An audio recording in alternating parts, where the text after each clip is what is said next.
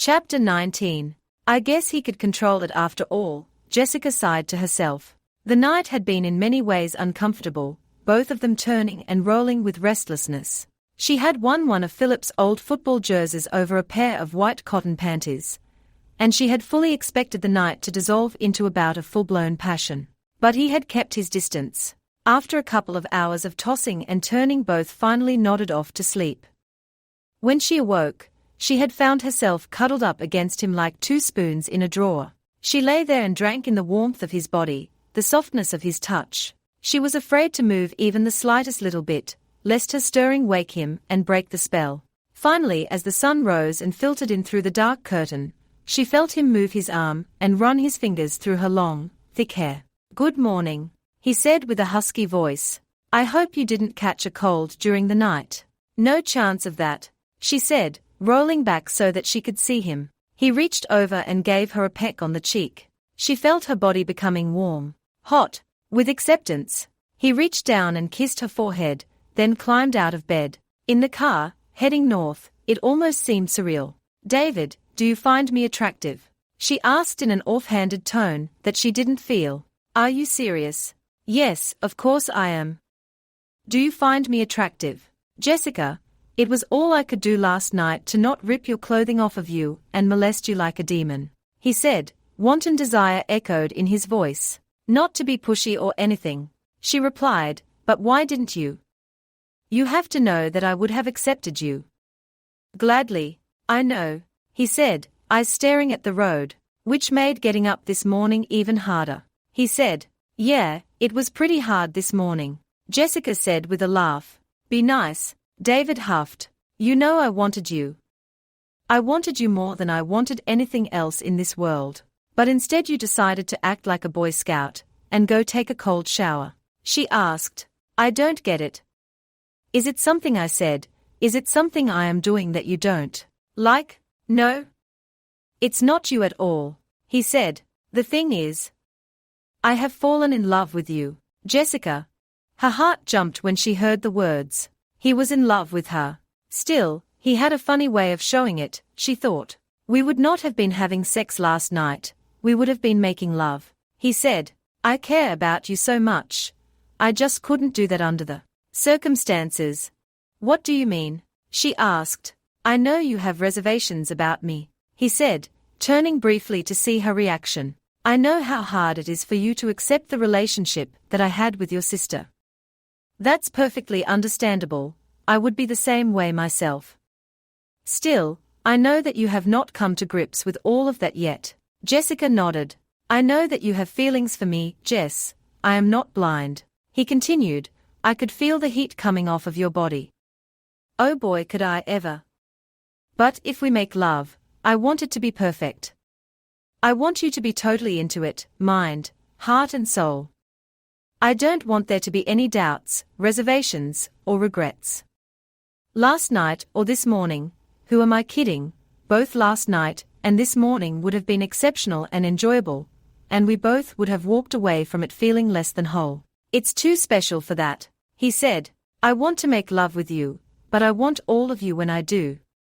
Can you honestly tell me there are no reservations? No hesitations? That you are comfortable with everything?" "I am sorry," she said quietly. "I do have some concerns." "No need to be sorry," he said. "I am not trying to make you feel bad here. I am just saying that until you are completely ready, no matter how hard or difficult it is, I think it's best for me to take cold showers."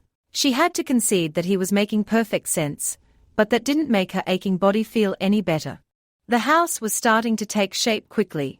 There were up to 10 workers at a time buzzing all over the place, finishing woodwork, caulking windows, hanging light fixtures, and coating the hardwood floors. Jessica looked over the kitchen area and was impressed. The stove had an industrial-styled vent complete with a commercial-grade fire extinguishing system and grill, and the refrigerator was big enough to hold a couple of days' rations for an entire army. She busied herself at the local antique stores, using the pictures in the book as a decoration guide. The photos were in black and white, so there was no way she could tell what the original colors were, so she was just using her best judgment and hoping for the best. She couldn't help but feel, however, that somehow she was rushing headlong over a cliff. There was an air of urgency. The tour of lights was only a week away, and if the house were going to be done it would be just barely in time. Judging from the shape of some of the rooms, it seemed to her like a very big if. Jessica sat down on the staircase and pulled on the still loose railing. While the rest of the house was nearing completion, this one job had not been touched. She considered how she was going to fix it when, through the racket made by the construction crew, she heard somebody knocking on the front door. She walked over and opened the door, and was greeted by a smiling young man with a notebook and a camera bag. "May I help you?" she asked. "Hi, you must be Jessica," he said, extending a hand. "I am Charlie Adams, I work for the Sentinel. I am here to do a story about the house renovation, to be a part of our Tour of Lights special edition." Jessica hoped that she hadn't looked quite this young and green when she started her career. Her first inclination was to slam the door in the youngster's face, but she knew from experience that he was just here doing his job. "The owner's off at the lumberyard picking up supplies," she said in a businesslike tone. "I will be glad to let him know that you called."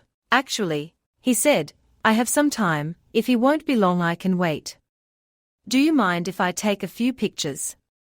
Jessica remembered how touchy David had been about the press when he had first arrived, and she was feeling quite reluctant to allow anything that David would not approve of. "Let me call him on his cell phone," she said, grabbing her phone and punching the speed dial. She explained the situation to David. "Do whatever you think is best, Jess. You know a lot more about that stuff than I do. I trust you." Jessica showed the young reporter around the house, discussing the scope of the renovation work, and she sidestepped any questions of a personal nature about the owner. Charlie proved to be a pleasant young man, a small-town boy from a nearby community in Illinois, who had just graduated from journalism school. After the walk around, Jessica turned the tables on the young man and started asking the questions. "So, how are things at the Sentinel these days?" she asked with an innocent smile. "You can imagine. I've been there about a month now. Just between you and me, I like the town a lot, but the owner is a real pain in the, well, he's really kind of difficult to work for. I hear that this may not surprise you too much," he said with a cherubic smile. "Kevin is an ass," she said bluntly. "I wish you the best, but I can't imagine anyone with a conscience working for him for very long." "I don't think I am going to have to," Charlie said. "He's been trying to sell the paper since before I started here, and he's dropped the price pretty low. I think it's hurting his law practice, and I know he's doing a pretty lousy job of putting out a newspaper. I am sorry to hear he is having troubles," she quipped in a manner that made it obvious she was anything but sorry. "Well, I have enough here to work with. This is a pretty softcore piece, more to help stir up interest in the tour than anything else," he said. As he started to walk off, he stopped and turned. "You know I didn't ask you any of the real questions that I have about all of this, don't you?" "Yeah, Charlie, I know. Thanks. No problem. By the way, your fish are doing fine. I have your old office now. Emma Hoyle told me I should talk to them from time to time, but somehow I just can't imagine talking to fish." "Give it a few years, Charlie, and you will," she replied. "David, I need your help fixing the stairs," Jessica told him. The Tour of Lights was now only 3 nights away, and the staircase was just about the last job to be finished. The workmen had all finished the day before, and had left with a nice bonus of Kevin's money for their efforts. David grabbed his tool chest, and they went over to the staircase. "I'll be right back," he said and headed out the door. A few minutes later, he came back in with several new supports, which were lath to look identical to the damaged ones that were going to be fixed. "You can't fix those broken ones, it will never be secure, so I had new ones made up," he said, and he showed her how to remove the damaged wood.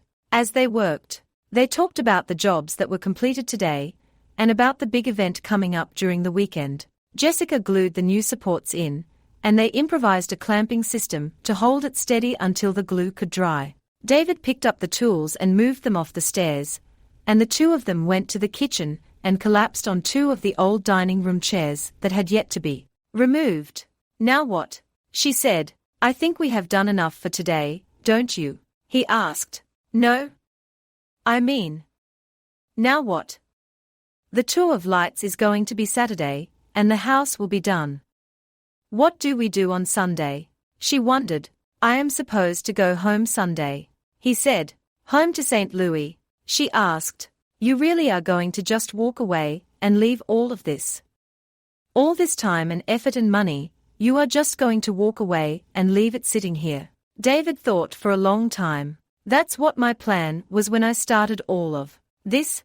Looking at Jessica. So what's next for you, Jess? What's your plan?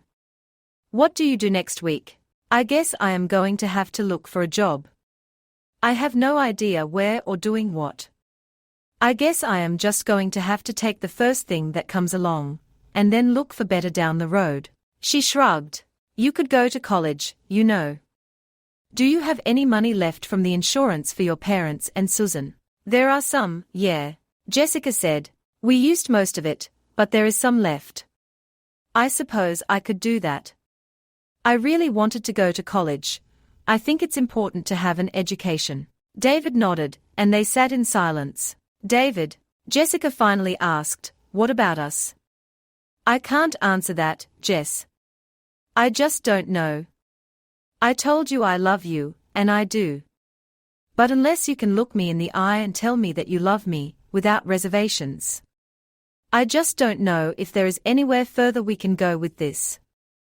I can't sit around here, doing nothing but hoping that you will walk in the front door and say my heart is yours, can I? I just don't know, David.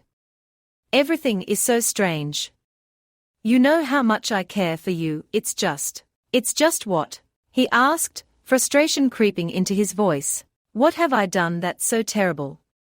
What have I done that is so difficult to understand? Is there something that I need to change? Am I doing something wrong? No, you are doing everything just great, really. I just don't know how to tell you this, but I think the problem is. She paused. I think the problem is that I look around this house, and the years that you spent doing nothing, but earning the money to do all of this. That's so admirable, so fantastic. Nobody but me would ever believe that you would do this just to keep a promise to somebody whom you loved. So what's the problem? He asked, puzzled. The problem is, I am afraid that I will always wonder if it's me that you love, or if it's really Susan. I wonder if I am just a Susan substitute. She almost stopped when she saw the sad and shocked look on his face. I am sure you don't think of it that way at all, but I wonder all the same. If we are in a passionate embrace in bed, will you call out my name or hers? If we had children, Jessica, he said, eyes clear and cold. Susan is dead. It's you I care about. Yes, I loved her. I will always love her. You can't stop loving somebody. But you are a totally different person. I don't know how I can show you that any more than I already have, but believe me, it's true. I believe that you think you are telling the truth, David. You are not trying to deceive me, I am sure. But look at this place, she said, gesturing to the mansion surrounding them. This is a virtual shrine to a woman who is dead, even though only you and I know it. Something like this is hard to get past. Well then, he said, standing, I guess we have our answer then, don't we?